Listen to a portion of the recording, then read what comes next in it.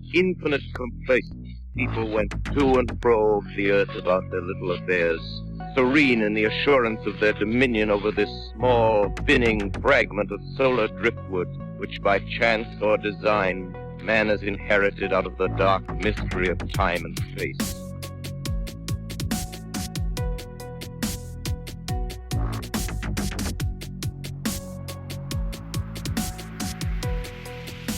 So on this episode of Into the Fray, I welcome James and Glenn on with me. Now, Glenn has been on before, twice actually, episodes 370 and 373, and those were titled Kentucky Cave Mysteries, Part 1 and 2.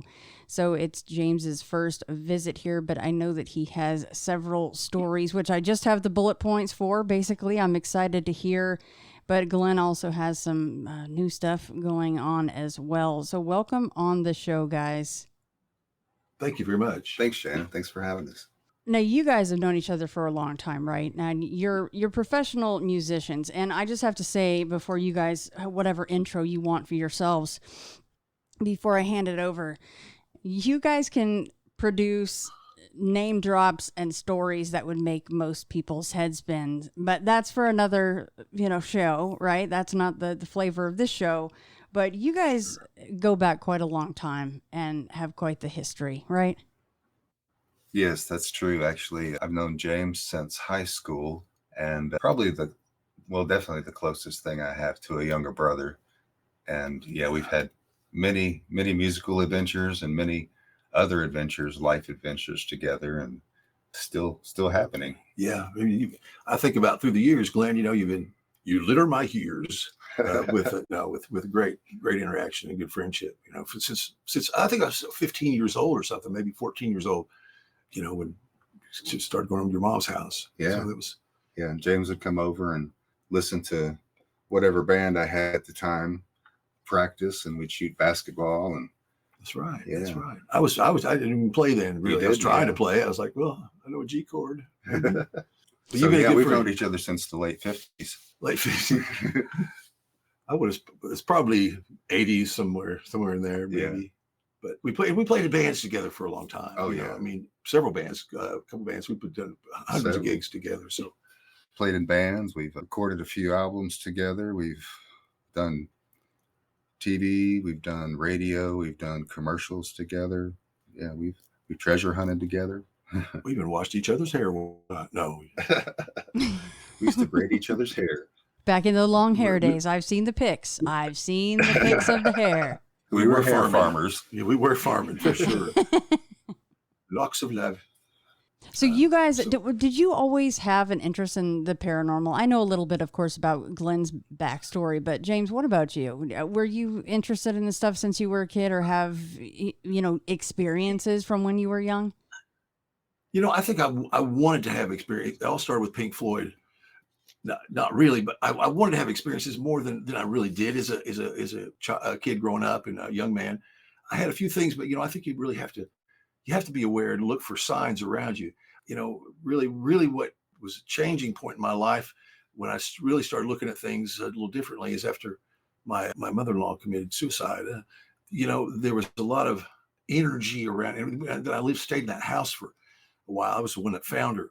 And so I realized if I didn't know before, I knew that there was a lot more going on after that happened. So that's kind of a turning point in my life. And this has been 15 or 20 years ago, maybe 15 years ago. So most of my life I wanted to believe. I had a keen interest, and I did a lot of research on different. I was a skeptic. I'm no longer a skeptic.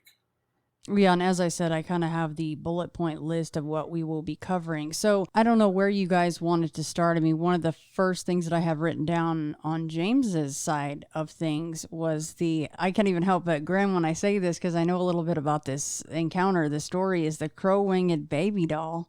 I don't know if that's a good place to start, but that's the best place to start. Well, I'm not so sure. I'm not sure how funny it is, but I can appreciate it. It's funny in a terrifying and hail to the no kind of a way, Yeah, that it makes for a great.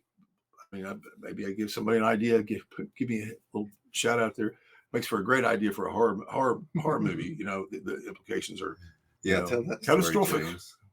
Well, okay, so my good friend Sammy and I, we went to an estate auction in a town neighboring near here, larger town, and it was a little bungalow kind of place, and we went in, and it was late in the day on a Saturday, I think. So the auction was about over. There was quirky things in there. It was kind of cool. It was cool stuff. A bunch of old European posters, art posters, different things. And as we went through, and I bought a couple of things, I noticed this. I didn't know, I'm sure what it was, but here what ended up being a plexiglass box, like a sort of a shadow box you'd see on the wall, something like that. But it was black, smoked plexiglass. You couldn't really see in there. There was one side on the side of it, this narrow side, where you could look in and you see what's in there. And I kind of startled a little bit. There was a baby doll that had burnt, but it was kind of a little bit melty, but not really. It didn't really burn, but it had been in a fire. And next to it was a set of, I guess, crow wings, real wings. And it was like, why? This is not an art project. You can't see it. You can't hang it on the wall. And what's going on with this thing? And they had $150 on it. It was the end of the day. And I said, well, what do you take for this thing? Just make me an offer. He said, what do you know about it? We don't know anything about it. The lady who's auctioning this stuff and her son, they don't remember anything about it at all. So you want to make an offer? I said, well, $20. She said, sold. She was ready to get rid of it. Now, I wish I'd known now what I didn't know then. But so anyway, we got our things left. And it was a funny feeling. My friend Sammy is instrumental in this. He told me about where this auction was, and he's waiting for me out of the car, and I pick it up, and right as I'm getting ready to walk out the door, I felt it. I'm not joking at all. I felt a little vibration, it almost felt like those wings fluttered. I mean, I know, and I knew in my mind that's absolutely ludicrous. I don't know. I probably maybe stumbled or I don't know what, and I went out to the car and told Sammy this. I said, man, this thing just fluttered. We both uneasy, a little laughter, but it was laughter. And we went home, and on the way home, we stopped by this other, looked like a sale, but there was nobody there.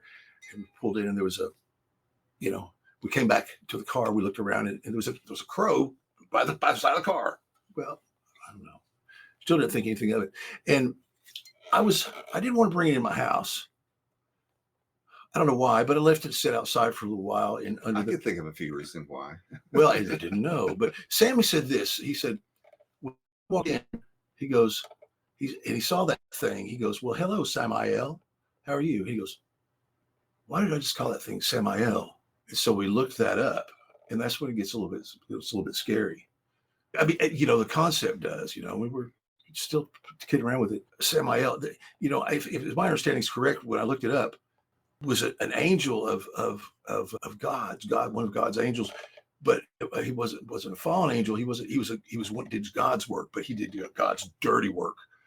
As we looked up, it's like, this is a badass thing. Anyway, the concept of the name was anyway. I'm not sure what this thing is, but we're starting to think it's scary looking, but because again, it's not an art project. You said, well, maybe somebody sealed something in there for some reason. Fast forward a little while, I eventually ended up out in my garage, and somewhere along the line, it had gotten some water in it. I don't know how it was sealed up, and no matter which way I turned it, the water wouldn't come out of it. But I was looking at them one day, and the wings had grown, and I said grown, like they opened back up, like sort of, they were open before, but they're like wider now. The feathers are touching against the side of the thing, and the baby somehow looks changed. At this point in time in my life, I'm noticing some things are not really going the best. My home life is in disarray, and then it ended up having my girlfriend at the time. We had a terrible fight, and a lot of things were not going well. She had left for but I asked her to leave. She's gone for several weeks. And when I finally talked to her, she said, well, did you get rid of that thing? And there was a talk of that thing. And I knew exactly what she was talking about. And several of my friends who had seen it knew about it as well. They're like, and so finally I've nonsense. Until one day I came to realize that I probably need to get rid of this thing. that's not so easily done, as you try to get rid of something like this. What do? I don't want to bust it open. No. I mean, I don't want to bust it open because I don't want to let whatever, if there's something in there, I don't want to let it out because I don't want to unleash Armageddon on the earth, because this is, if you look at it that way, it's a pretty badass entity if we look at it that way.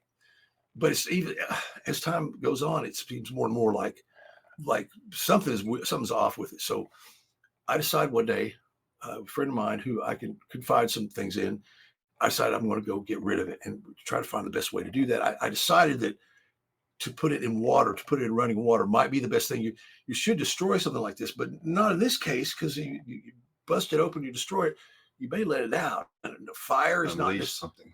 I don't want to release anything. So I said, maybe put it down in the water, Glenn. So my friend and I, Paul, we set out one morning. It was right before daybreak, and I had a crucifix, and I put it in a suitcase, and I put the crucifix on top of it in the suitcase, and I still had that. I just noticed that a little bit of water in there. Now maybe, well, anyway, so we took out, and I just put an alternator on my car, and we start driving, and I had made a decision that I'm going to put it in some running water. I'm going to take it down to the river. I'm going to take it down to the ferry, and I'm going to try to put it in water. And so I read about this online about how to try to get rid of something that's through doing it with water, and had some prayers and different things. And but on the way to the water, we had all kinds of problems. The car broke down. Traffic lights would turn off as we drove by. If the car broke down, the alternator was out again. Well, that's probably because maybe I didn't do a good job putting it on. I don't know. But then somehow or another, after our efforts, it started charging again. Well, okay. All the while we're looking suspiciously at this suitcase, like we gotta get rid of this thing. Yeah. I get down to the ferry at the river, and I took a ride on and through this, and the grass down here in Kentucky can be pretty damn tall, especially at the river. So the grass is literally over our heads. I'm driving in down beside the river, and kind of a little bit frantic that we made it there. We don't know if we're going to make it back, because the car. And so we drove down just a little bit. We're right on and so we're surrounded in green, And we got out of the car, and I went towards the trunk and to open it up. Where I was walking around towards the trunk, and I saw this face, this head over, but beyond where we just come in the grass, like above the grass. It was a face. I saw it. You know how sometimes you see a face and it doesn't really register, but it's you see it. Yeah. I had my mind hadn't caught up with where I was yet. Yeah. As soon as I saw that, the guy was with me. Paul said, "Hey man, there's somebody over there, sir." And I was like, it scared me, because I said, I knew what I seen. I don't know what I seen, but it didn't make sense that you're in the middle of nowhere. I'm in the middle of nowhere. There was nobody around. So he's so sure of it that he's going over to try to talk to him. So he saw the same thing I saw. All I can say is, and I don't know how it relates to the thing, but it was red. It had like a red face, and it was white. I don't know, but it was a face. We didn't find anybody. We happened to have a bunch of oranges, a box of oranges that someone had given me in the car, and Paul had the idea of putting the oranges out to try to distract it. If there was something there on us to distract it. These instead of us.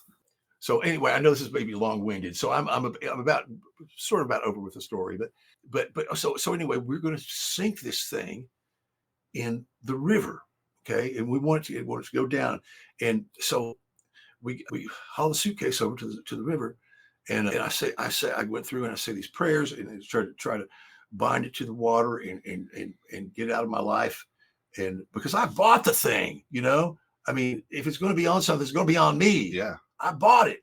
So we say this, we take it, and both of us, and I get done, and we both have one end of it, 1, 2, 3. We launch it into the water. It's poosh, and it's bobbing, and it's floating like nobody's, like a raft, like a raft, man. And it floats right back down to our feet, below us in the river. Yeah. And I'm like, man. Luckily, we had brought some air rifles, and as you do, as I do sometimes. And there's 2 of them, so we each got an air rifle, and we sat and we tried to put enough holes in the suitcase. And took a few minutes, but until eventually bloop, it went under. And my girlfriend, who's back now, she says, I keep wondering. I said, if I see that thing again, I'm losing it. We keep wondering if it's going to come back, but hopefully it's not going to come back. And things got better in my life, and I'm glad that we were able to do that. It seemed like a real journey to get rid of this thing, and I hope that I am rid of it. It's been about a year ago, so it's a story you think about. Say if we had busted that thing open, and those wings, I'm telling you, man, they all I can say is they moved. It was alive.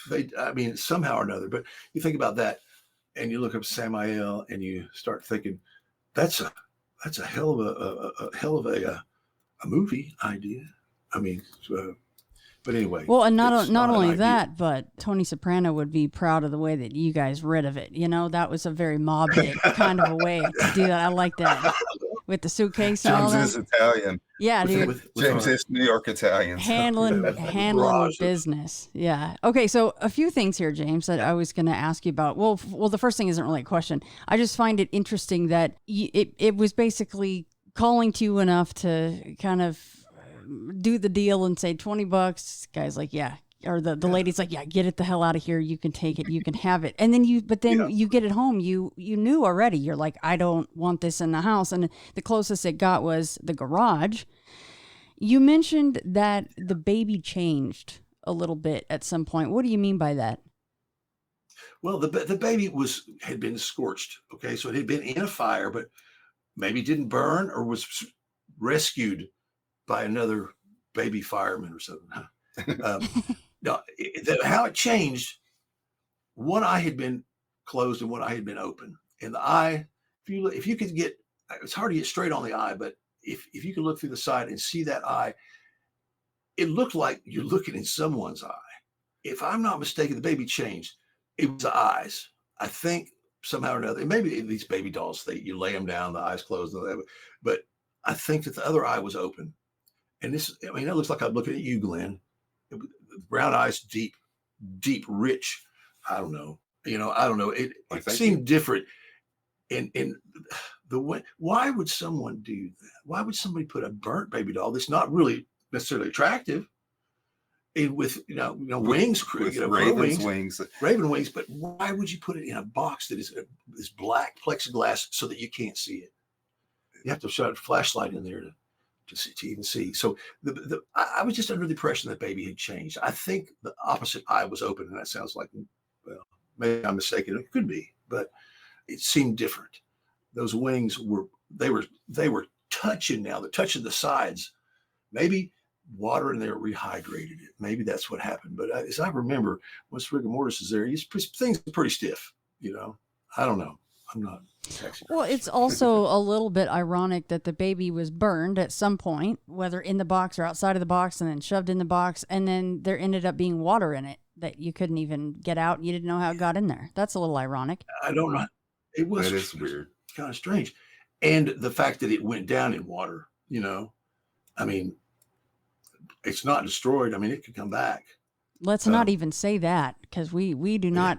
I just had a guest recently that had a little, essentially like a baby tooth that keeps finding its way back to the house that the dog keeps playing with. That's another situation where that just to me screams, this is dark, this is not good, and this box definitely screams that for me. So if that ever showed up again, I don't even know what to tell you to do at that point. Have you guys Googled, like baby doll, black, box, crow wings, and seen what comes up? No. Maybe we don't want to. I haven't.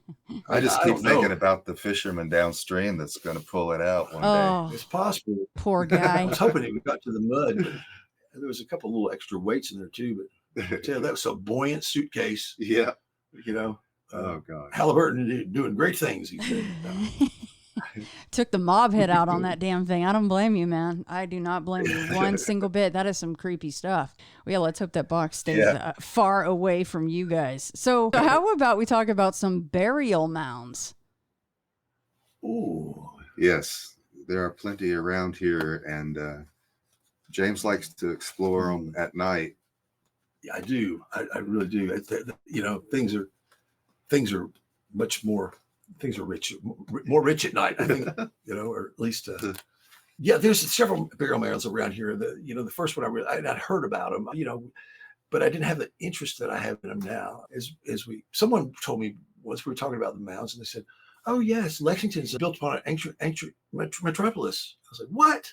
Of giants?"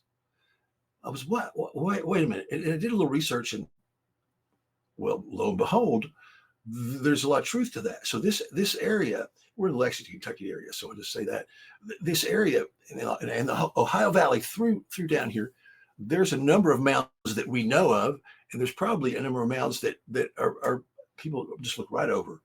The first mound I went to very near my house. We went there at night. It was early though. It was like 12:30 or something. It was a magical thing. I was walking up to the mound. And I was like, get to the top of it, you know. And I have 3 or 4 guys with me, and I start hiking up the mound. And I realize, look around me, and there's nobody with me. And I turn around, they're all way back with their mouths open, looking at the mound, because it was a special night or something. I don't know if light was playing tricks on our eyes, but there was all kinds of things that were happening, but I think that's just the night and the way the light was. Very interesting. I went back there in the day, and you go to the top of I went to the top of this mountain. And my impressions of them are the dirt is real. The ground is really soft on these mounds, but not. There's one in Kirksville, and there's mounds around. I think there's all kinds of mounds that we don't even know about. Yeah, I've actually discovered some and mapped them here close by. Well, so we ought to share. I've got a few mapped on a Google Maps kind of thing, but I put some pictures of different things. So I'm trying to do. I'm sure that there's that out there somewhere, but I'm trying to do my own a little bit. Talk about some of the things you saw out there. Well, there was a lot of. It was like I was watching a dance. For some reason, my eyes were playing tricks on me. I guess I was seeing these figures on this mound dance. Like I don't know. It's kind of silly. You know, like shadow figures, or yeah, for the best I could tell, they were. And I mean, I don't know. I just watched a dance of some kind, and it was colorful because there was light behind it. It was pretty neat. But you know, I think that may have been just the night and our vivid imaginations wanting to have something go on. But now since then, that's one certain type of mound. There's a different up north of us here a little bit, Mount Horton, that Jim first took me there. Glenn's cousin Jim and Glenn played music together for a lot of years. We had done some sweat lodges with these group of people, and one of the guys had passed. And so we were doing a memorial for this guy out there, and we were going to. So Jim came and picked me up, and we were going to go. And they had this shaman coming from North Carolina. I forget his name. And we went to where I hadn't been to this site at all. He was going to officiate the for sort of a Native American remembrance of this guy. Well, the way this works is, it's behind a chain link fence. This mound it's an enclosure mound. Okay, well, it's the property's owned. Ceremonial mound. Well, I think so too. It is, yeah. The property's owned by an educational source there, and they got fenced in. So, but this was during the day, and we went in, and as soon as this guy, had to go around the fence because we don't have a key or anything. We're probably not legally supposed to be there, but we were there. We were going to do this for Matt, and so we went around. We go around the side of the fence, and as you can tell, there's like a drop off behind you. The mound is built on the edge of a creek that has eroded away for a number of years. There's a little strip of land just a small little strip of land on the one side of the fence where you can go and get around. You don't have to. So as soon as this guy got through the fence, he was on the ground. He couldn't talk. And the energy from that's what it was. I mean, what I firmly believe it was, and they had to help him up to the mound, like got on each side of him, help him walk. Just moments before, he was doing fine. He couldn't even talk. So we went up there and we just had we sat around and we talked. And as we're sitting there, they're talking to me, and my whole body is just vibrating. And I'm going, the voices in your head, I'm talking to myself a little bit. They're doing their thing, and I'm there for Matt. But man, I'm going, man, can you believe this? To myself, I'm saying, you believe? Well, I can't. What am I feeling? I've never felt this is crazy. I can do anything I want to do. I mean, and it just charged me up. It's like charging a battery, and this place is like that. Anytime I've been there, but it's built on some ley lines where some ley lines intersect, and it was put there, for that purpose, because that energy is there, and that's why it's got that enclosure around it with just that one opening, the ceremonial opening there. Right. It has one entrance and one. It's kind of, this mound is different in the sense is the mounds that we had seen, the other mounds like around here, are very steep. And they're kind of tall, conical, and they're not really conical. Exactly, they're not real large. Like platform mounds. This is like a dome, and it's a rounded dome, and all around the edge of the dome, like you said, Glenn, it's got an entrance to it. I wish you could see it on Google Earth. I even tried to get the sideways 3D. You can't; it doesn't pick it up. But there's a ring around this dome with an opening on one end of it, so there's a definite entrance to this. So. After this funeral thing, thank you. I was with my buddy again, Sammy. It's 3:00 in the morning, and we're in the area. And I said, "Man, we're going to go see this mound." He said, "Really?" I said, "Yeah, really." So we pull in there. We go around the side of the fence again. It's dark, and you could, when you go around the side of the fence, you can tell there's a space. I don't know how tall it is, but you can tell if you step out that way, you're going tumbling for a while. Anyway, so we walked up there, and as we're walking in, we both had flashlights, but I didn't want to use the flashlights. I said, let's leave them off. And as we're walking, something is tracking with us. Here, we both hear it. We stop, and it stops. A second later, we start walking again. It starts walking again. And Sammy's like, we're hearing this, right? I said, let's just walk. Let's go on, man. Whatever it is, let's ignore it, okay, as long as we can. And we went to the entrance where you go into the mound, and I put a little tobacco down and saluted the 4 directions. I was trying to be courteous, we're friends, thing. And we went up there and we got on the mound and we sat down. I laid my head back on that mound. I would not going to say I was out, but I had all these visions, and I'm joking not, but the very first, it was very pronounced. It was something that was being shown to me. I found there's a black field in my mind. And in that middle of that field there's a skull. And I'm not sure what kind of skull it is, but the skull's turning around like it's showing me something, like I'm being shown something.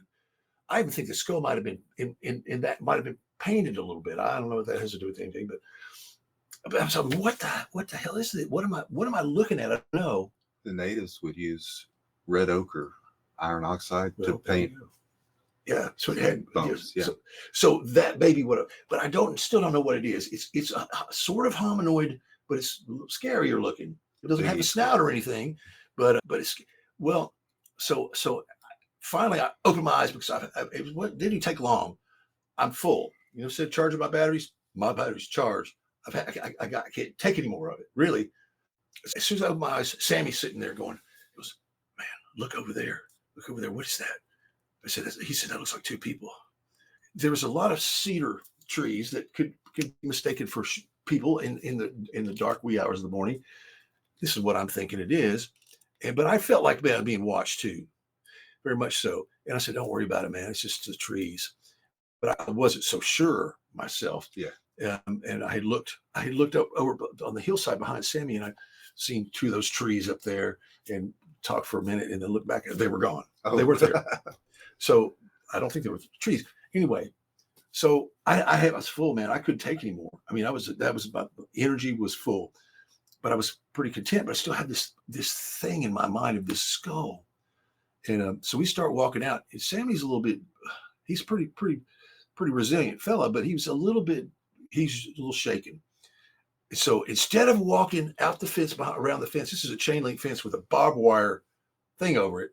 Instead of walking out the way we came in, he goes straight out and over that fence to get to the truck. Shortcut.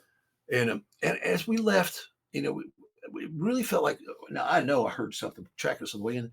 We didn't really talk about a whole lot of anything, but as I left, I got the feeling that maybe whatever if there was something watching us, something tracking with us, That's what that skull was. I was being shown what that was. I was being shown the type of thing that's a protector over that.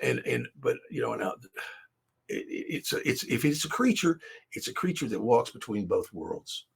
Well, I mean, that's sounds like a Bigfoot to me, and they will track you. I was tracked coming out of the cave last summer. Jim and I, Aquarius, we were tracked coming out, and we'd walk a few feet, and I would stop, and you would hear it take an extra step, all the way out. Have you any core relationship between the Native Americans and what a Bigfoot? I don't, or a Yeti or a Sasquatch? They do have. There's over like 400 Native American names for them, I believe. Oh, really? Yeah. So okay. Yeah. So that might make sense, but this is not. These are not whether Native American, I guess, real Native, Adena people, I think. Yeah, they're accredited with building those mounds, but the native, the people that were descendants of the Adena said, no, those mounds were here before we came. They were built by another race. Well, let me get back. It's a good segue to this giants. In the mythology, Native mythology, there's many wars with giants that have taken place throughout the years where they've had to fight these things too. The mound up here on Duncan. I read a newspaper article. I don't know what it was, from the 1800s. It was a reprint of this article, and it showed a picture of this guy with 2 8-foot tall skeletons that was found on this farm. That they said the owners found it. It found these skeletons, exhumed them, wrote the article, and then went and buried them back. Yeah. So I was like, wow, there was these 8-foot skeletons were found there. And you look at any little bit of research on the internet will point you to there's a lot of giant skeletons haven't been found. Red hair. Some of them they found hair on them. And so what is this race of giants? And I'm going back to this Lexington thing. Hey, Lexington, if it's built on ancient metropolis of giants, because Smithsonian got rid of a lot of that stuff. But Funkhauser and Webb, they did a whole survey, and Squire and Davis did the most. Thomas Jefferson had them do a survey of most of these mounds and map them out. All of these mounds that were excavated, for the most part, had larger than average size skeletons in them. 7, 8, 9, 10 feet tall. So we're thinking this is, my belief is I'm coming to believe that this was a race that inhabited this area, and if they found them all over the world, I think so. I don't know. You can tie it in with biblical tales of Nephilim, or you can just say, well, these people have a lot of vitamins, a lot of protein. And that's yeah. The giants have been around forever and are still around, I believe. Yeah. So I want to ask this question though: if Lexington's built on an ancient metropolis of giants or any part of it, well, how come we don't have giant tourism? Why don't we have to? Hey, come and see come on down and see our giants, man. Why don't we have that? What's going on here? Because we know that there are giant skeletons. Here's what happened in the 1800s when they find a lot of this stuff. They call the Smithsonian is going to come in with their notebooks and their magnifying glasses, and they're going to come in and they're going to document it. And here. No, they just take them. Yeah. And they take them, and you don't hear another word about them. Probably in the city somewhere. Yeah, and then they don't even admit that they have them anywhere. So what are we scared of with the giants? What are we frightened of? Yeah, exactly. Why don't we own this history? Why don't we? Maybe they're a race of Bigfoots, and they don't want. I don't know. I mean, I'm not sure either. But why squash this thing? Why squash it? I don't know. Squash it. But I'm not sure. But there's a reason. Does it shake the pillars of the Judeo-Christian underpinning of our? I'm not sure. What is it? Is it threat to who? Yeah. It could be any number of things. I'm all about like having giant tourism, man. Come on here, have a Coke and a hot dog. Let's see some giants. I mean, it would be smart to embrace that, but that's likely not going to happen, especially now, because who knows if not only are they just hiding them, they may have destroyed them at this point, which would be astonishing to even think about them doing that. But I have a question. It might be a stupid question. If you bought a random, out in BFE, like way out there, piece of property, and you came across what you were assuming was one of these burial mounds, are you required by law, by the state, to report that and not touch it? Or are you allowed to dig wherever the hell you want because it's your land? It's your land. You can do whatever you want with it. You'd think that they would preserve that, wouldn't you? But that there's no laws protecting these things, and I'm sure a lot of them have been bulldozed into the ground. But you can do what you want. For instance, like the archaeological site that I found here on my property, it was a rock shelter site that had burials in it and lots of artifacts, and people had been looting it. They went so far as to even not just loot the artifacts, but to take the bones of the people that were buried there. And we, state archaeologist in University of Kentucky, and I dated that site to over 12,000 years old, which rewrote the history books for Kentucky as far as the Native American settlement goes. But yeah, I mean, and these people, they probably dug up those bones and artifacts and sold them on eBay. Yeah, well, one thing that eventually will hamper people from doing that is there's supposedly a lot of curses and things associated with these, with some of these burial sites and mounds, and some of the native curses are are powerful things, For real, yeah. Things you don't want to mess with, and so that's one thing. If anything's protected them, they're protecting themselves with these curses. I don't know for sure, but this one thing you hear, and I'm a little superstitious, just a little bit. You're very superstitious. All right, so I'm very careful about a burial site. You know what I mean? Yeah, for sure. I'm very careful about a burial site, and heaven forbid I take anything, but if I did, I'm going to leave it on for certain. I'm going to try to always, be Yeah, you're not superstitious. You're just a little stitious. Yeah, a little stitious. You it's just what you put into it. I mean, you can believe none of it. You can believe nothing if you want to, and go to work all day and do the right thing and be good to people and believe none of it. But I happen to have.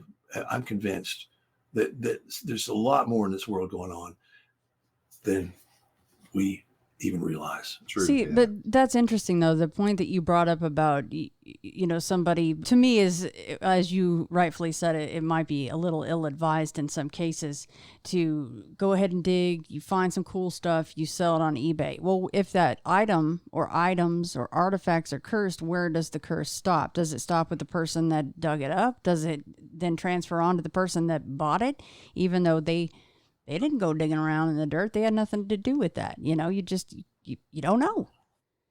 I You don't know. Yeah, that's true. But that's the thing. I think I feel like that it moves with that object to a degree. Yeah. I think it probably goes on with that object.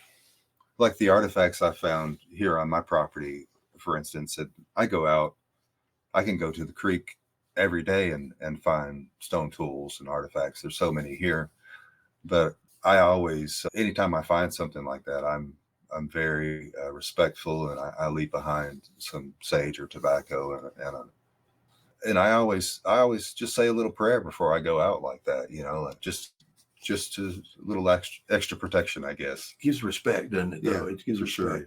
Glenn, I'm still waiting for you to send me some cool haunted item, because you know how bored I've been for many, many years now, really. So I'm still waiting for that day. I would have sent you a baby doll. I've got the best haunted item, and her name is Rosie. Yeah, I don't know. Rosie's been acting up lately, I think, a little bit. Maybe Rosie should stay with you for a while. She is active every day.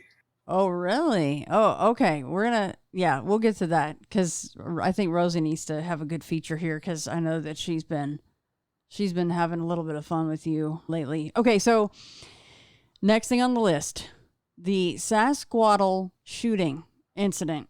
Can we talk about that? Okay, yeah, we can. So I could tell at some point I could tell my experience with Sasquatch. But this is a friend of mine who we got a discussion about this, and he knows this area real well. He knows, he knows the mountains.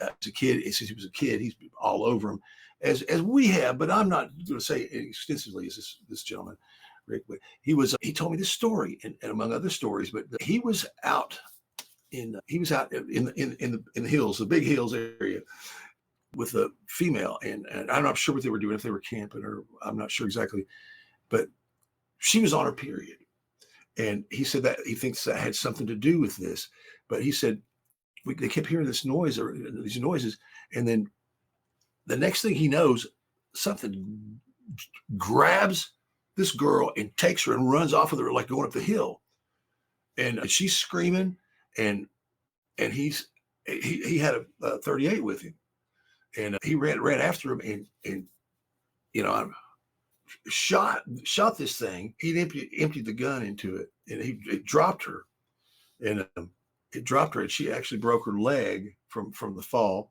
and he says he could hear it hollering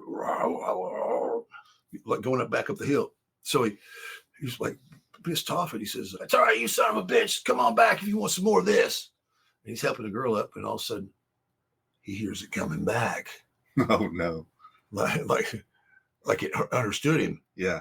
And he finally got her back to the car. He said, "I don't want no more of that," And he's got several of these. He and his brother have several of these. He says this. He says, "Man," he says, "if you want to find a Bigfoot," he said, if you want to find them, you want to know where they are. He says, go to where there's no sign of man. Go to where you can't hear a car, where you can't see a house or a light. So that's that story. He's interesting, but that's part of a way of life for him. I mean, he sees them a lot. I mean, did he feel that he should have been able to dispatch the Sasquatch with the amount of shots that got put into it? Well, I mean, I think he was just kind of saying, "I got you, buddy." I was kind of mocking it a little bit, but just wounded. But he just wounded it. It actually, like, it understood him. Like, he shot it, and he said, "Come on back, you son of a bitch, you want any more of this?" And sure did. It started coming back. Yeah, well, I think they can definitely understand your intentions and read your thoughts. From my experience, I'm sorry. He said that. I said, "Are they ill-natured?" He said, "Not generally." He said, "I think there was one had just tooth problems." I don't know if he's talking about this one or not, but he said, if maybe the female being on her period, that caused him to maybe go grab her. But he said generally they're pretty quiet, and he said something about he thought they had tooth problems. This one did. He thought he had a bad tooth, and he said, "Hey, I half wonder if they don't raise cattle." And I said, "What?" He said, "Listen, there's cattle trails way up in the mountains that cattle aren't going by themselves." He said, "I wonder if they don't actually, raise cattle themselves." They probably grab them off of farms when they're young and carry them up to the top of the mountain where they can't leave. Maybe snacks. Maybe they're just milk cows. Well, we raise them for food, so why not them? Well, that's actually that's a great segue, because that's next down is the story of the family of Sasquatch and the cattle. Yeah, there's an old guy there in the same area that thinks a whole family of them live up in there. Yeah. And he's seen different sizes, juveniles. Yeah. And then I don't know if I think I sent you some video of an adult, and it looked like two juveniles kind of squatting down in the forest. That's the same area too. So yeah, this guy says there's a cave up there where the whole family of them live. Yeah, he's seen a juvenile Sasquatch. What's plural for a group? What's a group of Sasquatch? A covey, a flock, a murder. A murder. Something like that. Yeah. A mob. A mob. A mob squatch. A mob of squatch. A family mob. Behind Owsley, there's the backside of Owsley. Yeah, that's a lake. Yeah, a local lake. This pretty local to us here. There's a trail that goes back in there. Yeah, walk that. And you go back, and he goes way back. I've been back in there ways too. Yeah. Before I was even trying to be aware of in that area of any kind of Sasquatch or anything, I've been back there, and I felt really very much like I was being watched. But he goes back and he said there's some caves up in there. Yeah. He says where there's a lot of bones in those caves, and some even fresher type of things. Now, a cat might do that. A big cat might do that. Yeah. But he thinks that's where some of these Sasquatch live, back in these caves that would have high ground. So that makes sense. They would be able to see. A big cat like what we have here. So-called Black Panthers, which I've seen at Indian Fort. But I mean, they'll carry a few bones into a cave occasionally, but not like somebody that's habituating that cave is going to leave like a bone pile. Well, that's a bone pile. Right? Yeah. I suppose a panther or something would be, or a mountain lion would be sort of random, maybe a bone. Right. There. Exactly. Yeah. Here and there. Not they don't. Yeah. So I'm not sure. I'm not sure a lot. Glenn, that video that you mentioned, because you and I have we have a very long email thread chain. I'm sure that you've sent it to me, but can you resend it? And I wanted to make sure, because I do this every time somebody mentions a picture or video. Is the video meant just for me to see, or did you want me to share that?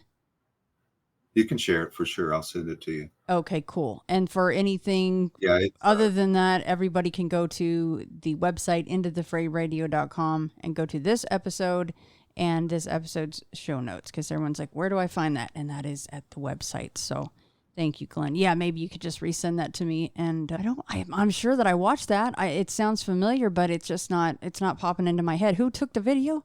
Did you? No, it was a friend of James's that was. That's the video you're talking about. Yeah, ginseng hunting. Yeah, I talked to Bobo a couple nights ago and sent it to him too. He was pretty blown away by it. Yeah, it's pretty cool. It's pretty interesting. Yeah, it is. To me, it looks like he's ginseng hunting.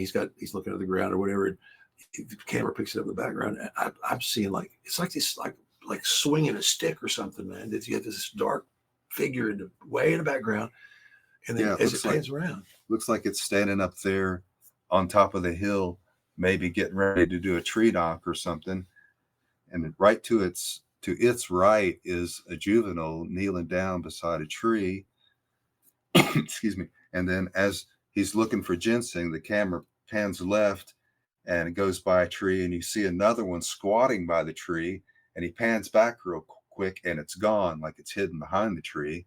Then he pans back up to the hill where you see the adult, and the juvenile is now hidden, and it looks like the adult jumps straight up into the tree. I mean, it's like, how would you can't, I don't think you can fake that, man. No, a person cannot can't do that. Just jump straight it's up. Like at the very end of it, it's like out of frame, like wait, just 10 feet up into a tree. It's just wild. Oh yeah, I'm frustrated. I can't recall exactly. I'm sure I've seen that video. I don't know why it's not popping into my brain. But see, now everyone's gonna be like chomping at the bit. Well, if you are, then go to the website and watch the dang video. If you're listening to this right now, you can go watch it, because Glenn is kind enough to let you see that. So, okay, so let's continue with talking about the Sasquatch, because they're around your property, Glenn. You have had some recent Bigfoot activity, and so have your neighbors.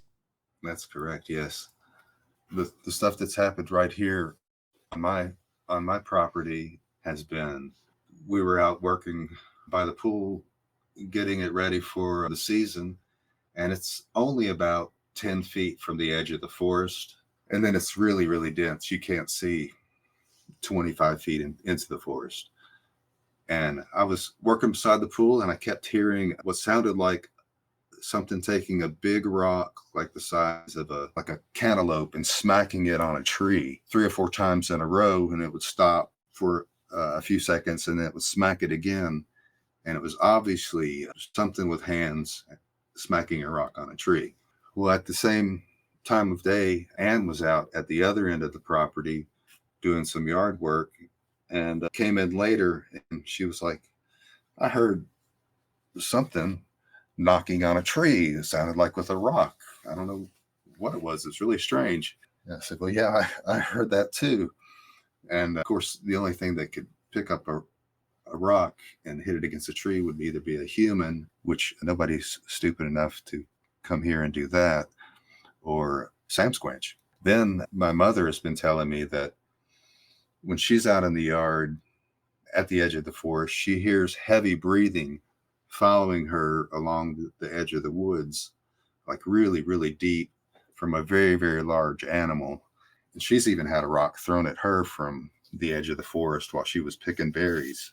Then my neighbor who borders my property on the southern end, for a couple of months, he would walk into his living room, which was the only room in the house that didn't have curtains, and he would see something looking in the window at him. And this window is 8 feet off the ground, or it's about 7 feet off the ground. And then he would see it like a face with two hands kind of cupping the window, peeking in at him. And he used to go out at night. He quit going out at night. Anytime he went into that room, he started carrying his pistol with him because he was so scared. And he called and told me this, and because he knew that I had some experience, and he had never seen anything like this or even believed in Bigfoot. But he called me, and he was pretty scared and asked me to come down because that morning he had woke up and looked out that window, and there was 2 handprints and a nose print on the window 8 feet off the ground. So I went down and took some photographs and looked around outside, and there was no way it was a person. It was too high up off the ground. So then this same time period, I'd been going down to this cave close by, right just kind of at the edge of my property on the creek, because there's some really nice petroglyphs in there, Native American petroglyphs. And I had asked my neighbor if he wanted to go down there with me, and we were planning on going in the next day or two.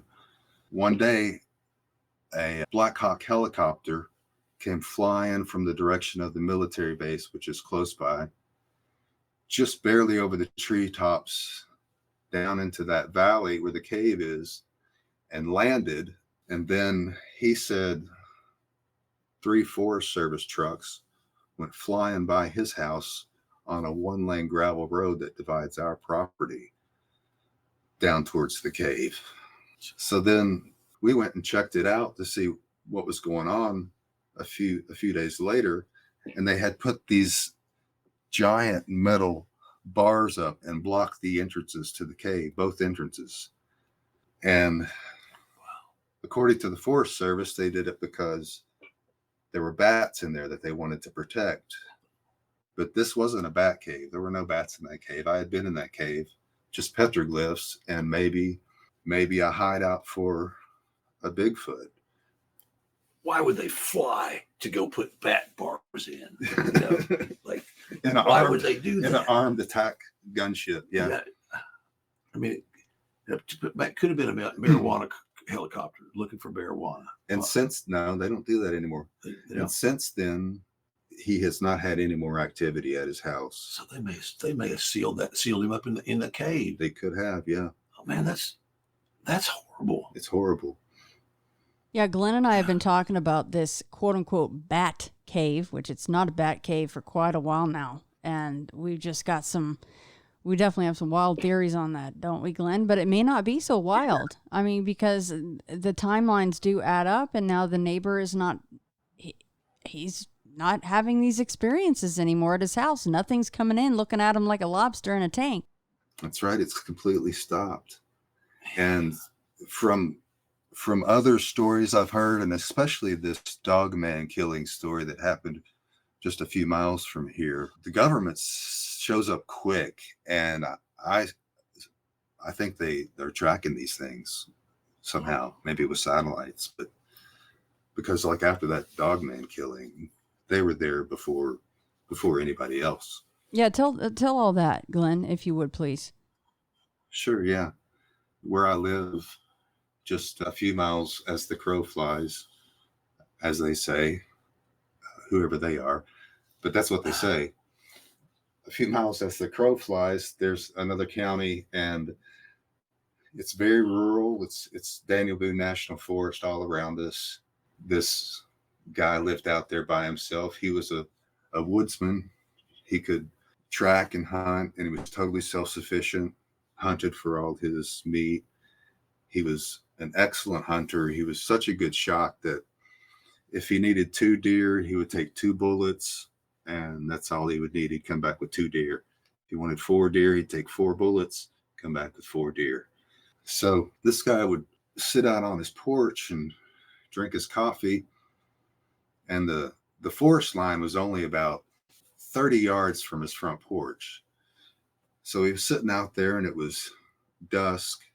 He was drinking his coffee and had his rifle sitting beside him, and he saw something coming out of to the edge of the tree line, a shape, like an upright humanoid looking shape, staring at him. So he said, "Hey buddy, this is private property. I'm armed. If you don't turn around and leave, there's going to be a problem. I'm just giving you a warning." The thing took a couple of steps closer out of the tree line, and he saw it. He couldn't believe what he saw. So he just said it again. "Look, I'm armed and I will shoot. This is your last warning. The next thing you hear is going to be a gunshot if you try to come any closer." And he said it looked like a person with like a German Shepherd looking head on top. Just a really muscular looking creature with a dog head. So the thing just started coming at him. It didn't even hesitate. So he shot it a couple times in the chest, and he saw the blood through the scope coming out of his chest. When he hit it, it knocked it back, and it ran off into the woods. So after that, he was shaken up and scared. So he went to his neighbor's house, which was just a few miles away. And he called him up first and said, "Look, I need to come talk to you. I've had something happen, and I just need to tell somebody." So he went to his neighbor's house, and his neighbor was there with his nephew. And he said, "This guy coming over, he sounded really upset. So let's see what's going on." So he shows up, and he tells him the whole story about how he shot this thing, but he's afraid that he didn't kill it, and he's afraid that if it has friends or family, that they're going to come back and try to get retribution on him. So the guy, his friend says, "Well, we got an extra room. You can stay here tonight. You don't have to go back there. You're welcome to stay here." And he's like, "No, I'm not going to let it scare me off my property. I just wanted to let somebody know what was going on, just in case something were to happen, because I'm afraid it'll come back." So he's like, "Okay, well, you call us if you need us." And so the guy left, went back to his house. A couple hours later, they get a phone call from their friend, and they hear him screaming on the phone that it's back, and it's trying to get in his cabin, and it's smashing the door, and they can hear through the phone.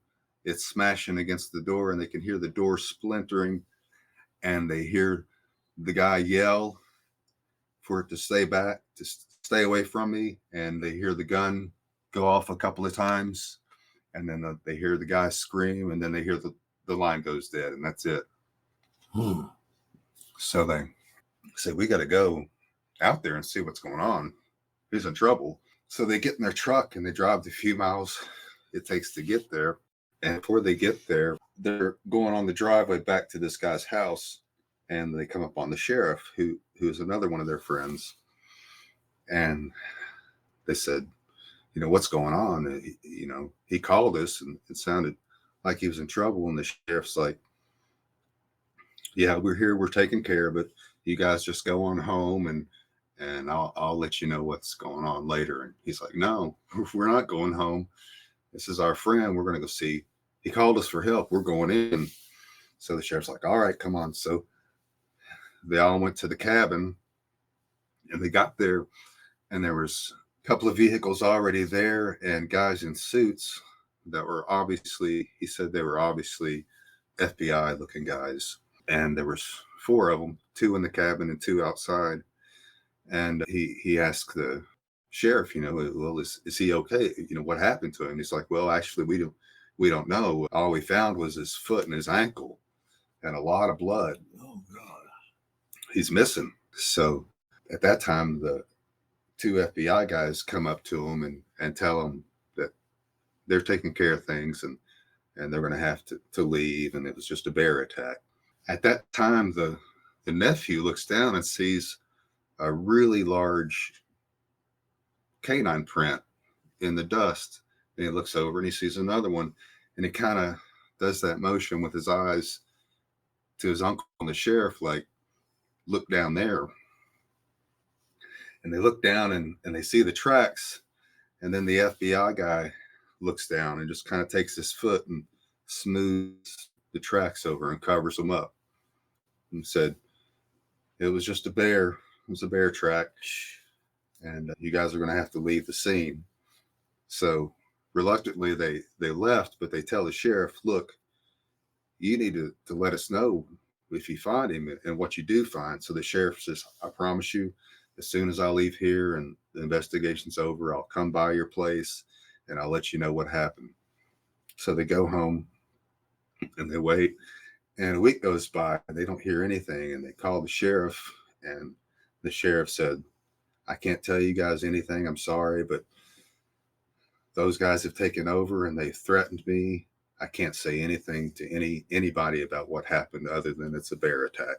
And that was the last anybody ever heard of that guy or that story. I think that for me, the thing that stands out the most, besides the obvious things, is how do they know so quickly? How do they move in to scrub a scene and get rid of the evidence and take care of what needs to be taken care of? Like, oh no, this was just a bear. That wasn't a large canine track there in the dirt. How did they know?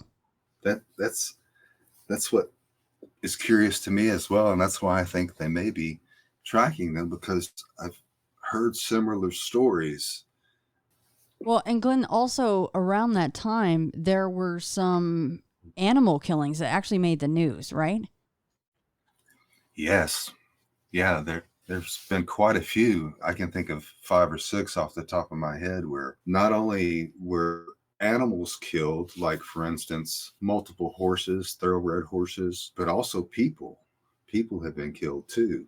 And it's, you know, they usually attribute it to pit bulls, although there's not any pit bulls in the area, or they attribute it to like a wildcat, like a panther or something.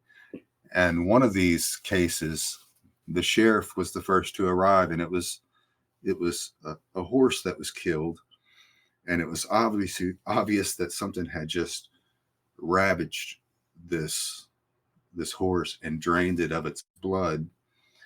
And then when the feds showed up and took over the investigation, they said, oh, well, this is, you know, a wildcat, a black panther.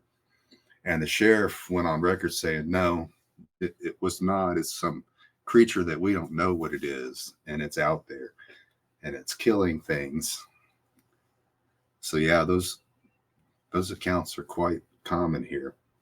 I like that the sheriff is honest enough to go against the grain with what the FBI might want to be saying. That's pretty cool. That is cool, yeah. He saw it. He witnessed he saw the aftermath. Yeah. I mean, because those guys, we hear time and time again, they start, well, he admitted, he's like, they're threatening me, they're telling me to zip my lips, but he refuses to do that. So I like that. He's like, no, that isn't what you guys are saying it is at all. So at least he still has stones enough to be like, nah, you're not going to completely shut me down here on what my opinion is. Yeah. Luckily, there's still some people with integrity that can, you know, want the truth to be out there. Yeah. Yeah, I mean, and that happens in Bigfoot cases as well, to where you're kind of thinking, like, how do they swoop in so quickly? We've heard of Bigfoot being shot, right? And then you get the black trucks and the black helicopters. And this one is a little bit, well, I mean, the guy's in literal suits, like actual suits, not like hazmat suits, like suits, like a regular, like 4 dudes in suits, like Men in Black almost, like the classic Men in Black kind of a situation, you know? And you're out here. in the middle woods, of in the dirt, in the yeah. Yeah. They're just sticking out like a sore thumb. It's like, where in the hell did you guys even come from? Seriously, like right out of the office to here for a bear attack? Well, I don't think so. No. Armani Expedition. It's their new line. It's the Hunting Dogman line by Armani. Hey, Revenuers. can I say something real quick? It's not on a bullet point, but I'm just hearing about this. Red Lake. Okay. Guy was telling me this last night. He was kind of freaked about it. And well, supposedly there's a burial ground, native burial ground out there that people had been going to the site and robbing the site and some time ago. And this was the story I got. Now, there was there's a witch, a natural practitioner who summoned up this thing to watch the site, burial site. I don't know if you've heard anything like this. Yeah. Have you talked about this before? No. He was out there and he saw this thing. And I was telling you about it yesterday. I was on the phone. We were talking about it a little bit. He said so I heard more. It did have hair, really light colored. It was almost dawn, but it was almost dawn, but it was still dark. And they were driving along the road. Well, that was the second time they saw it. Oh. This is another time that he'd seen this before. This same thing in the same area. He was out. I don't know if he's hiking around his friend's house. I don't know what he's doing. But orange eyes, and it came right towards him. And what it scared. What did Spotty look like? It was a hominoid. It was almost like maybe it was I don't want to say glowing, but you understand how something, if it did have hair, but it was really light colored, and it was very tall, and it was big, and it had like orange. His eyes were orange, not glowing orange eyes, but orange eyes. Then this was maybe I don't know, a year ago maybe, and then Sammy and he were out Red Lake area. Same thing. They saw it. They stayed on the side of the road. Now I don't know how this plays into. A lot of these things are large, aren't they? Maybe that's our human psyche, putting stuff on there. Maybe or maybe there's just big monsters out there. Big, but they're slippery. Well, at least sure. they're being hushed. They're being hushed. But I mean, this was supposedly something summoned by the dark arts, to watch over this. So this may be a different thing. I didn't know if you'd heard anything about that. Get a little more information on it, and that's why I don't know. Old orange eyes. Yeah, I've never heard of a creature like that specifically watching over these sites, but I've definitely heard and know about the curses, if you want to call them, put on these places to keep them safe as safe as they can be. Yeah. I mean, I think that would work. I mean, because anything summoned by a witch, powerful enough to do such a thing, I would stay out of there. Thank you very much. That is terrifying. And I wonder if he had to, if he was put in a corner, would he describe it more like a Bigfoot or would he describe it more like a Dogman? My feeling is that he didn't say anything about the. It's more human, not the dog, not a dog head. Like, but whitish, glowing whitish. Well, you can understand. Maybe glowing is not maybe that's maybe something that I projected onto it. Or it could it's be the lights. Yeah, I think you could something we're light skinned or blonde or something like that. It could be it. Maybe it could be I don't know. Yeah. Or if it is in that family. Yeah. Or something else. I mean, if a witch summoned up, it's probably not. Yeah. The run of the mill.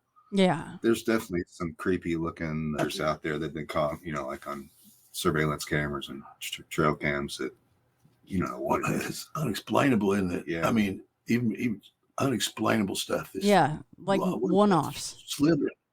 What is that slithering across the screen there? Slithering. But I have heard, rather than, I've not seen anything like a Sasquatch. I'm not that I know of, that I'm aware of. If I haven't blocked it, but you know what? I've heard some things that are really unexplainable, and I could probably go to a certain couple areas and repeat them.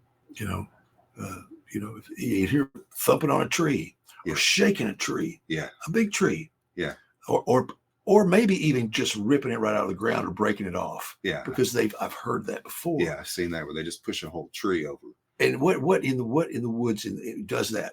I don't know. There's and nothing. That was the same area, where we were hunting for treasure that day. Yeah. That's the same area where all this other stuff has taken place. So it pushed a giant tree over like it was nothing, just 50 yards from me. Well, that happened to me. The same thing happened to me. It's this general area, but it's a little farther removed, over near 1016. Yeah. And it's raining, and I'm hearing little twig snap. Well, that's not too strange. But then when you've been hearing that for a while, then you hear, and there's no wind. It's but it's raining, sure. Then you hear a tree, the size of your leg snapped in two. Yeah. That doesn't go unnoticed. Yeah, that's not natural. It's really not. And Shannon, James has spent a lot of time at the magical cave here. Also, growing up, we would. And through the years, we've spent time there together. But the cave has had some interesting things happen the last time we were there. Well, the last time I was there in the fall. Been there since, but we had wild stuff happen. Yeah. That's where I was going to go anyway, is some of these recent cave experiences, because I know that you've had a number of them, all different types too.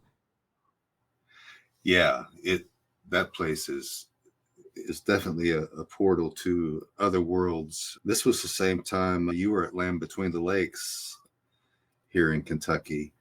We were down at the cave, and it was a full moon. It was Halloween night, and had many things happen. As far as Bigfoot activity, me and another guy were sitting inside the cave, just maybe 30 feet from the entrance.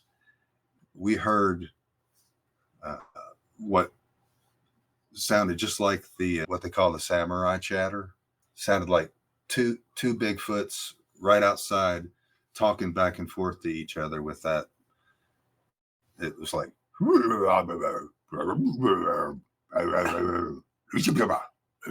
yeah, that kind of stuff. And we both looked at each other like, did you just hear that? Yeah. That was wild. We stayed right where we were. We weren't brave enough to go out and look, but later in the evening, we heard footsteps behind us in the leaves coming right up behind us. Sounded like maybe 10 feet behind us. And we both turned around and looked, and there was nothing there. We both heard it. Then a little while later, I'm back in the cave, and I was meditating, and it was a cold night. There's one spot in the cave, which is as far back as you can walk without getting wet. And it's the warmest spot in the cave. So I'm sitting there, and there's another musician guy there with me, and he's got an infrared camera and a thermal camera going. So we're sitting there because it's like a really nice warm spot. And I tell him I'm going to, meditate a little bit and maybe do some CE5 protocols, some Tibetan throat singing, and see if I can get some UFOs to come visit us. So I do this for a few minutes, and the temperature drops 20 degrees at least, all of a sudden, to where I stopped and looked at him, and he was like, "Do you feel that?" I was like, "Yeah, it's freezing in here." We were both shaking, so much so that we had to actually leave and go back by the fire to get warm. And while we were getting warm, there were some guys outside the cave in the forest in the dark, looking around with cameras and FLIRs and stuff. We hear all this commotion. We go out of the cave. There's a triangle just over the treetops. And at the same time, there's a red orb flying through the woods horizontally from left to right. And at the same time, then my friend goes, "Were you just back there doing CE5 protocol?" I was like, "Yeah." He was like, "Look, it worked." And about that time, something 50 yards from us takes off running through the woods on two legs. And then the guy with the FLIR starts chasing it. It was wild. Then we heard, okay, this cave, it's got where the water comes out of it into the pool, it's basically a bottomless pit. It just goes down and down and down, probably into another cave system. And people have drowned there before. And specifically, a couple of scouts drowned there. Yeah, I remember hearing all about that. Yeah. It's a beautiful, beautiful area. Yeah. It's just so picturesque, you can't imagine. And when the water flows out. But the rocks continue on down where under the water. Yeah. And I think that there's a pretty good pull there, isn't there? Yeah. Pretty good. I mean, the water was rushing out of that. So, and it's deep.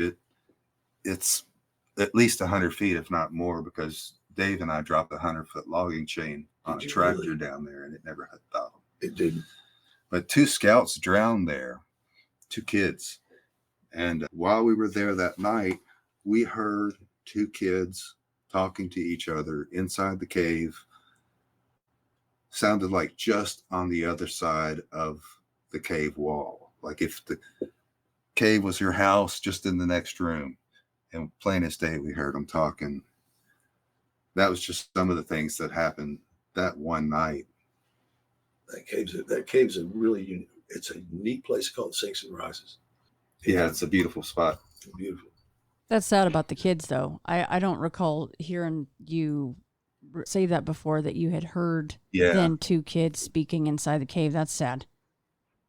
Yeah, it really was, because it was so obvious that, well, it's obviously there's a portal there, and I've opened it many times and been through it many times in my shamanic journeys, but you could hear them just on the other side talking. It was really sad and poignant for sure. And it's almost similar to it wouldn't be like samurai chatter. I'm just saying, in that you couldn't understand what they were saying. You could just tell that 2 different young people were speaking, but you couldn't make out what they were saying, right? Exactly. Yeah. It was like listening to a conversation of somebody, in the next room. You can hear them talking, but you don't know what they're saying. And wasn't there something where you found an X was made near the cave, right? Oh yeah. Yeah. So to get into this cave, there's a certain trail you can take. And on this trail, there's a really unusual rock structure. First of all, very unusual, like really, really old rock structure. Almost looks like a wall, but it's not. But right there at that wall, you hang a right and you start walking along the creek. And I had been walking, I've walked this trail a lot, but that particular day I had walked in and out 3 times on this trail.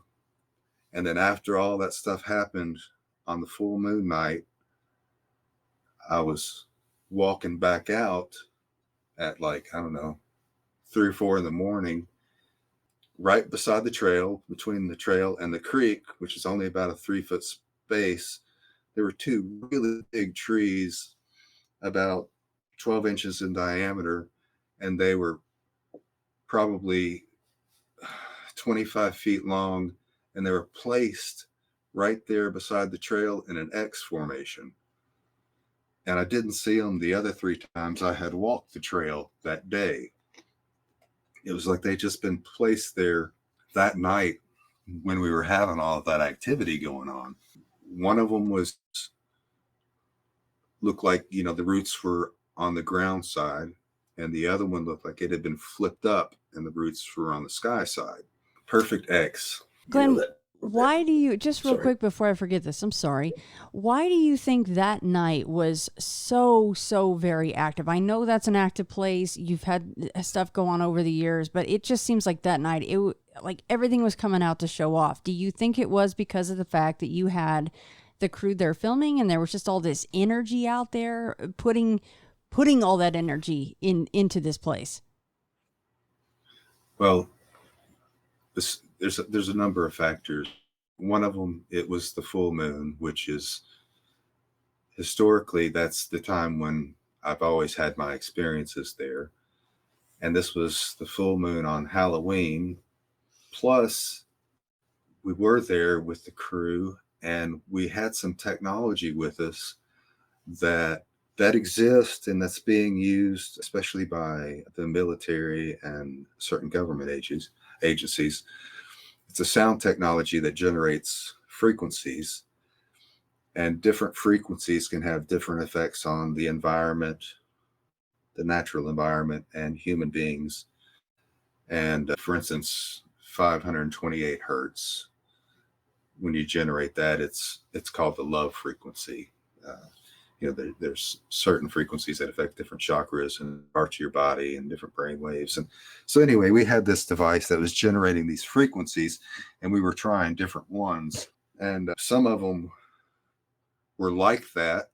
And by the way, we're talking like, I don't know, 150 decibels, really loud, and directed energy, into these spots in the cave that I had observed portals opening before.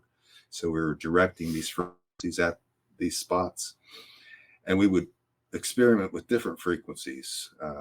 And not all of them, some of them can be dangerous, and harmful too. For instance, like the military uses directed energy weapons to disperse crowds and things like that. But yeah, so I think that had a lot to do with it, because I'm sure that's about the two Bigfoots in that were talking outside the cave. They were probably like, what the hell are these hairless creatures doing, making all this racket? But yeah, I think that's that. And when you go there and if you ask for these things to happen, or, they tend to happen, it's a magical place. So I like adventure, and I like to get out at night, and I like to, more than anything, it's exciting, involved in exploring things. Plus, if you get a little scared, it's fun. I mean, it's neat. I'm at this. I found this old abandoned house. It was a pretty good sized house, but it's right where it's like under everyone's nose, but I'd never seen it before, and I've been there with a friend of mine a couple of times. And me and a couple other guys and a girl, we're going to go and explore the freaky house at night. It's probably not the smartest thing to do, but it's everybody's got their vices. I got out of the Suburban, and I'm walking up to the house, and I hear something over ahead of me on the fence, like a brushing out of a tree or something. I don't know, a little bit of I hear something, and I paid much attention to it. And the other side, right at the edge of the house, I hear the same kind of thing that I've heard several times, more than several times, where you hear this tree shake, and you hear these. Now, I don't know, this is the first time I've said anything about it, but you hear this, like something's is running. Now, the only thing I could liken it to at the time was a horse, maybe. A horse might sound like that galloping in the salt plains or something, where packed the ground's hard. But but that night I heard it right at the edge of the house, and I heard this what I could only attribute to a galloping horse, because I don't know, my brain doesn't know what to do with this information. It's different. And I hear this coming, this running around the house. I could hear it on the back side of the house. I'm going, okay, all right, guys, someone's here, and we're not really supposed to be here. I've got to think of why we're out here. What reason could I possibly have for being here? Because there's somebody getting ready to ride up on a horse. And so I'm thinking, I'm that convinced of that. And then right as it gets around the edge of the house where we're going to see this, whatever, it stops, and there's nothing there. And there's 4 people with us.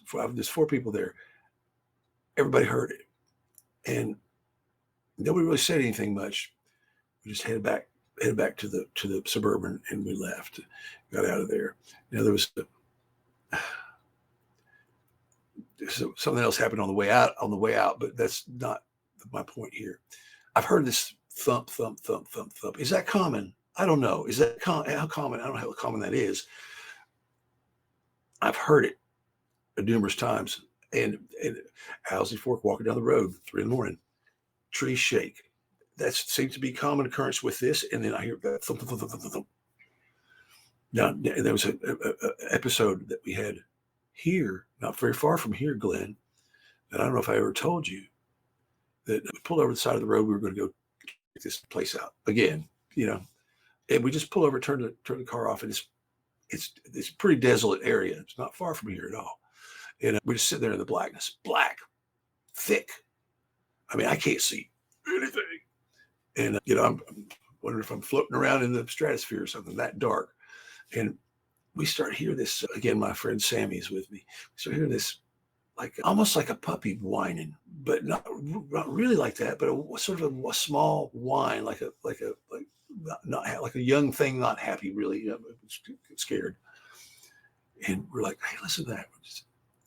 And we heard it a little bit. We're just sitting there in the silence, and black, thick.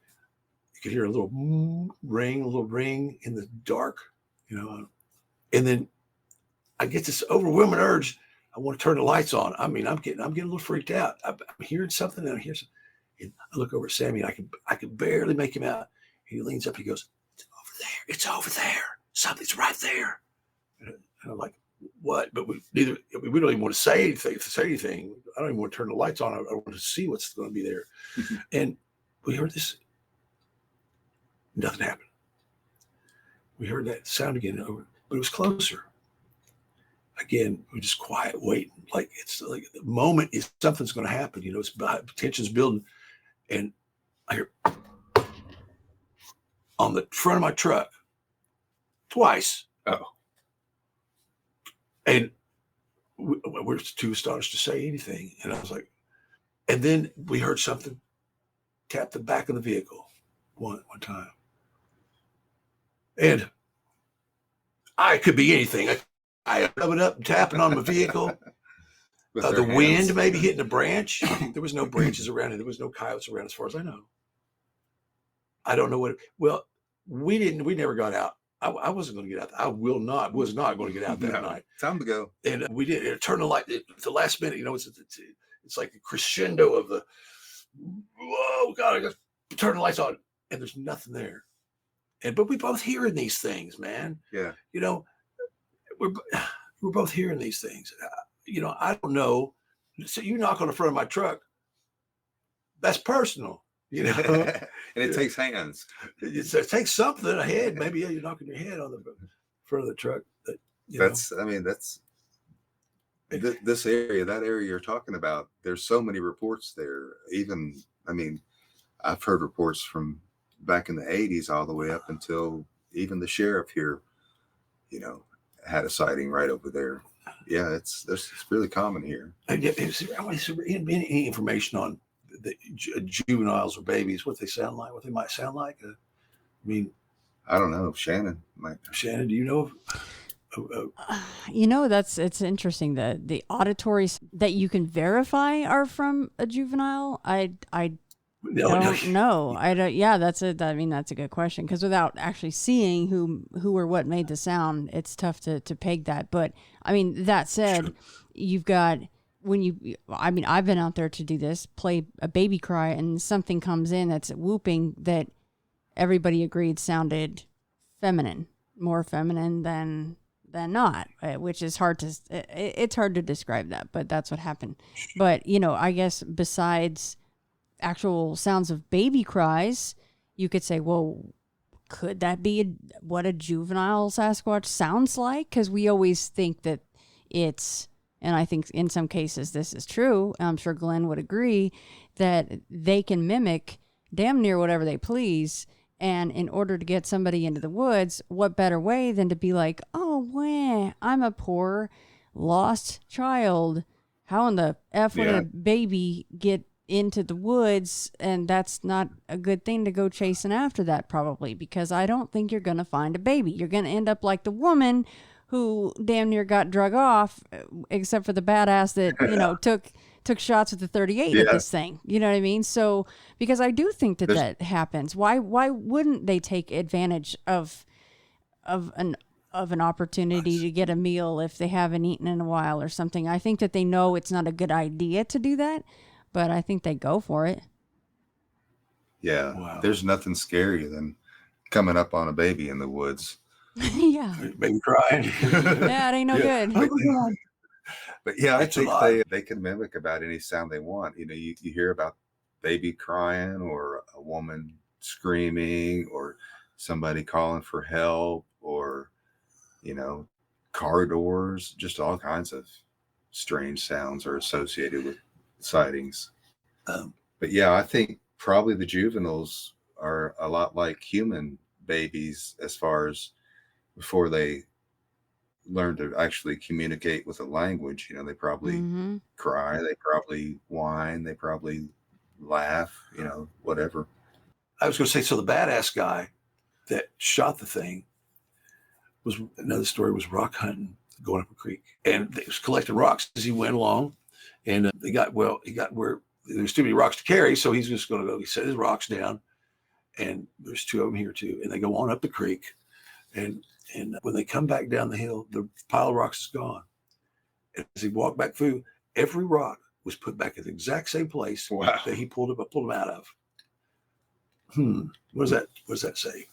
That's that doesn't have anything to do with juveniles, and you know we were talking about that. So Shannon, I didn't mean to get off that. No, that's fine. No, that's good when things get, you know, memories get jogged and random stories get shared. I like that. No, that's a cool one though, because I would love to come across stuff like that. But if that happens in Vegas, it's for another reason. Yeah, that's a whole nother show. Yeah, but no, but you know, something that us talking about the juveniles and James, you bringing up the sounds that they possibly make. Isn't that an interesting thought though? Because like take the movie A Quiet Place, for instance, right? Like after she had her baby, the logistics of keeping that thing quiet so they didn't all get ripped to shreds was quite the pain in the freaking ass, right? So isn't that interesting about a Sasquatch?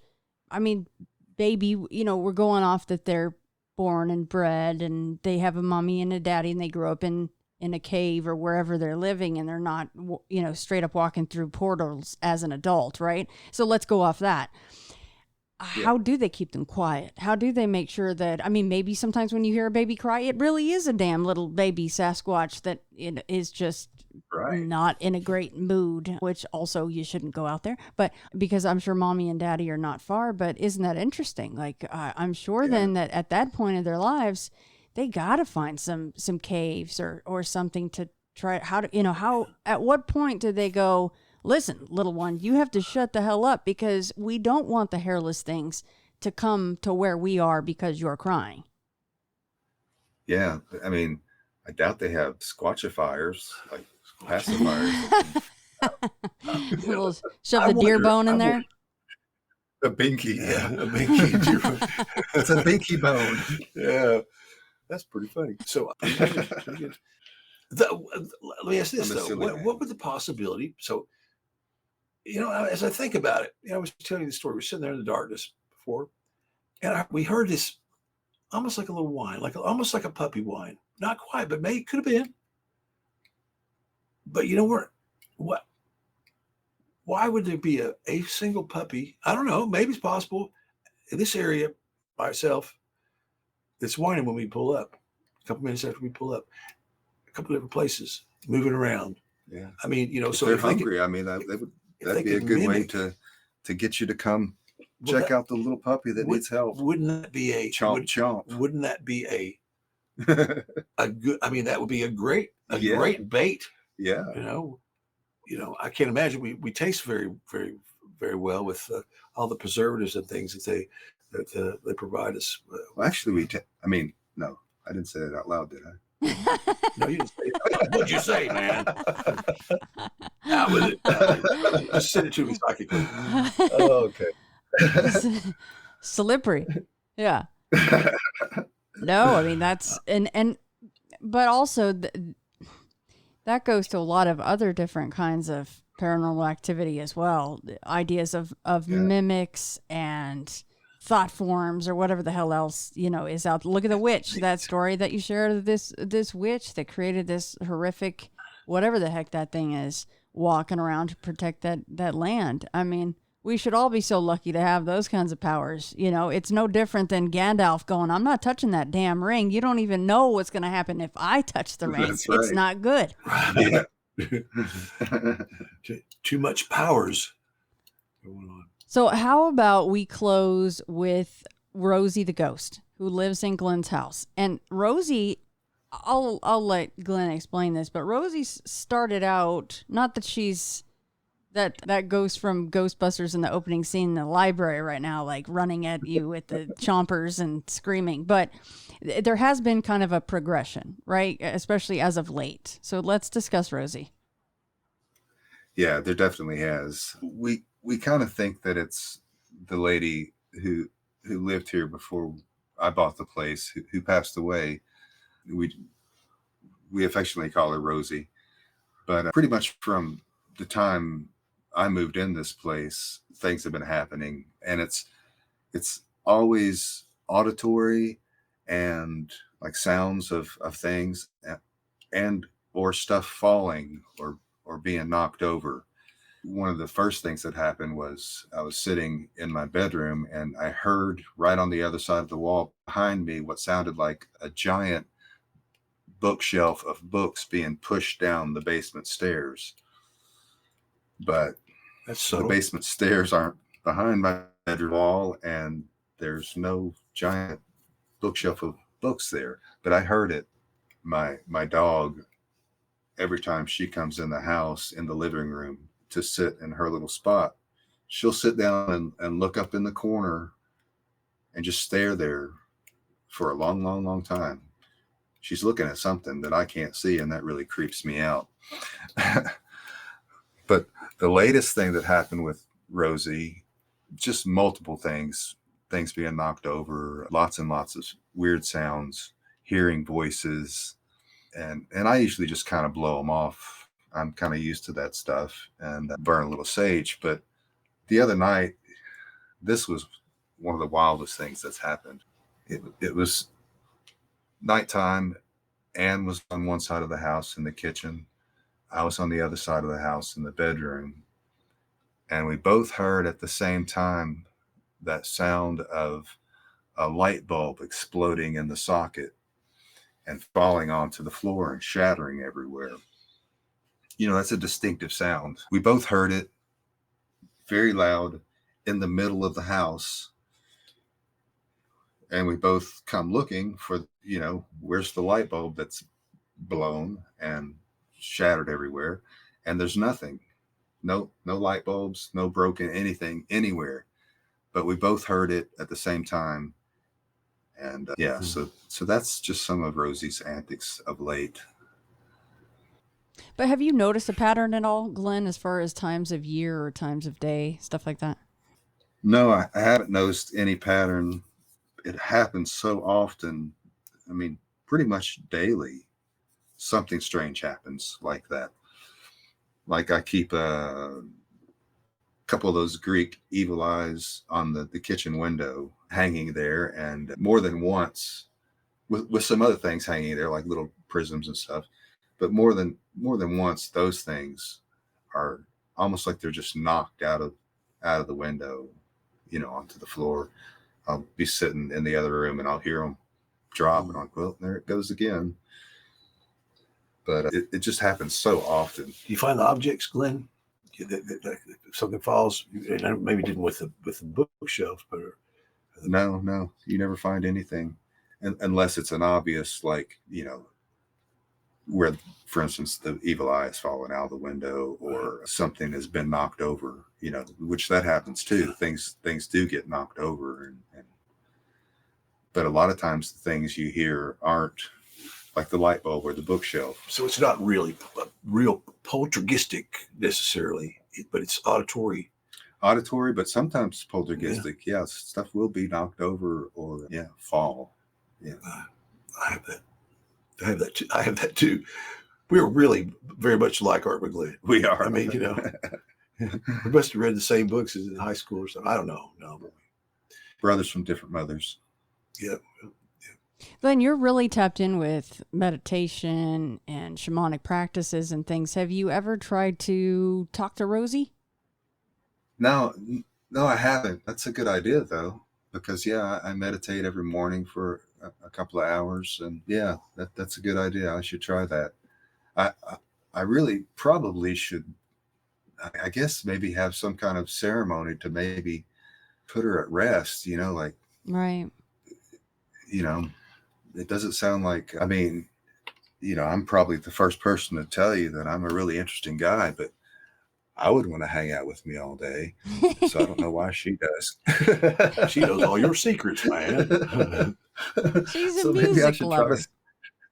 try to. Yeah. I started out with my mother-in-law committing suicide and finding Yeah. her, but it got to be reached a point ahead there at that house with things happening,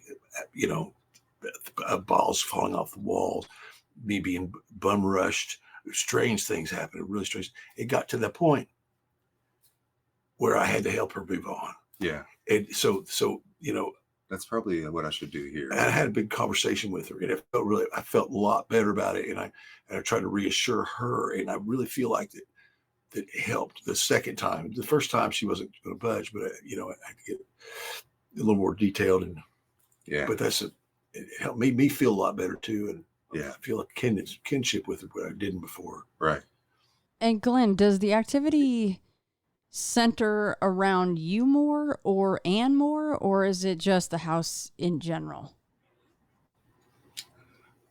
Well, I experience more of it because I'm pretty much here most of the time, and Ann still has to Right. go out into the real world, but and work. But yeah, so yeah, I mean, I spend long periods of my day in silence, and when you hear a light bulb explode or a door slam or something fall, it's pretty jarring. So I experience it a lot. Right. Yeah, that makes sense. Makes sense that you experience it more than Ann. Yeah. And I even have I have weird things happen, like where it feels like somebody is touching my head, or yeah, that happens quite a bit. Like it feels like somebody's touching me, that there's nobody there. That's a little disturbing. Yeah. When you know that there's no one touching you, Yeah. you know for a fact that Right. you're being touched. Yeah.